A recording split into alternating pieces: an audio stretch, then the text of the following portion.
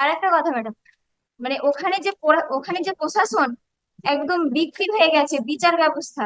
হ্যাঁ, এটা তার মানে জলজান্ত প্রমাণ হচ্ছে আমি। ঠিক আছে। আজকে আমি ওখান থেকে বিচার পাইনি বলে এখানে দিয়েছে দেখি।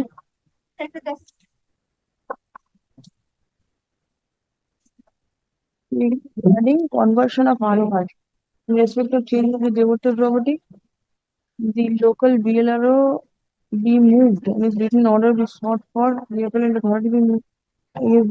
Regarding title of the shop. আপনার কি হয়েছে, অসুবিধাটা কোথায়?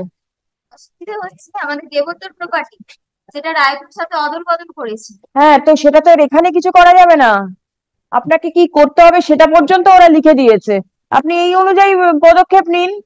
আচ্ছা, ওরা বলেছে যে বিএলআরও তে যেতে, কিন্তু বিএলআরও কোনো ভ্রুক্ষেপ নেই যে বিএলআরও কি বলছে জানেন। আপনি আগে বিএলওর কাছে দরখাস্ত করুন, যদি বিএলআরও কিছু না করে তারপর এখানে আসবেন। ঠিক আছে। ওখানে আগে দরখাস্তটা করতে হবে। আচ্ছা আচ্ছা করে সেইটা যদি উনি না শোনেন তবে এখানে একটা মামলা ফাইল হবে। আচ্ছা। সব অর্ডার তো আর হাইকোর্টে অর্ডার, মামলাতে তো হাইকোর্ট অর্ডার দিতে পারে না। আপনার কোনো মামলাই নেই এখনো পর্যন্ত, বুঝতে পেরেছেন? হ্যাঁ ম্যাডাম, আমি এসটিও কোর্টে এখন পিটিশন কেস করেছিলাম। মেদিনীপুরে গেছিলাম, মেদিনীপুরে বলছে না এটা হবে না এখানে। লয়ার কোর্টেও গেছিলাম, লয়ার কোর্টে বলছে তোমাকে হাইকোর্টে যেতে হবে যেহেতু পাকা বাড়ি নির্মাণ করে ফেলেছে। আর একটা কথা ম্যাডাম। এইখানে যেটা বলা আছে এটা ঠিকই বলা আছে, আপনি ওখানে যাবেন, গিয়ে কারোর সাথে যোগাযোগ করুন। আপনি তো পারবেন না এই জিনিসগুলো একা করতে, আপনার কোনো একটা উকিল বাবুর সাহায্য দরকার আছে। আপনি আপনার ডিস্ট্রিক্টে হ্যাঁ। লিগ্যাল এড কমিটি আছে, সেইখানে গিয়ে যোগাযোগ করুন, ওরা আপনাকে সাহায্য করে দেবে।